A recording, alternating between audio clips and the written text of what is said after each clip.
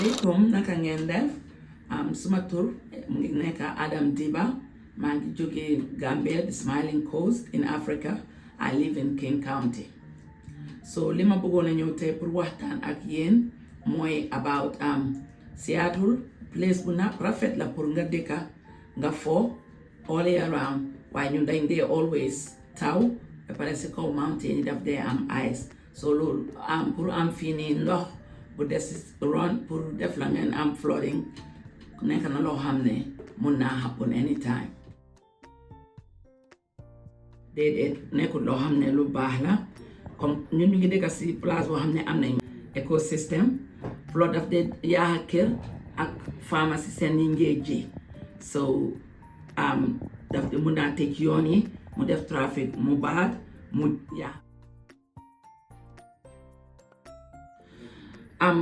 dëkk biñ dëkk ni dëkk boo xam ne la amul morom daal King County, even though ñun dañ dee taw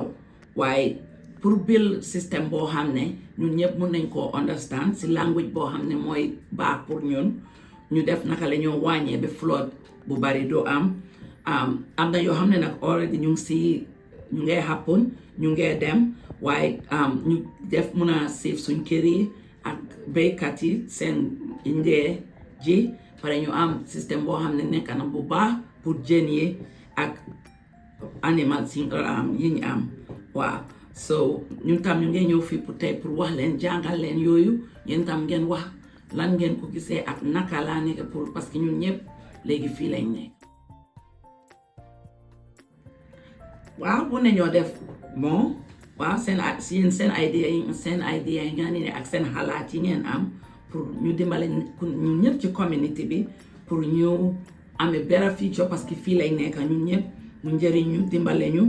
ba pare ñun ñi nga xam ne ñu ngi fi dëkk parce que léegi King County moom dafa diverse ba pare ñun ñëpp fii lañu am kër so that ñu live community boo xam ne mun nañ fee secure dimbale suñ doom yi dimbale ñun ñëpp ak ñu nekk benn.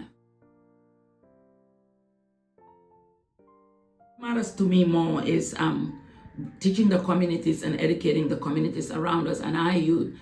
how important this is and how this can affect our daily lives. Li ma wax nit yi rek mooy ne ñun mi fi dëkka ak suñ doom yi ak suñ jaboot yi ak ñi nga xam ne jóge wuñoo ñoom c'est benn dëkka ñun ñëpp ñu nekk together pour xam li ñoo def ñu mun a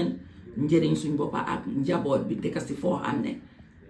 baax na healthy na ñu am good life ci fi nekk.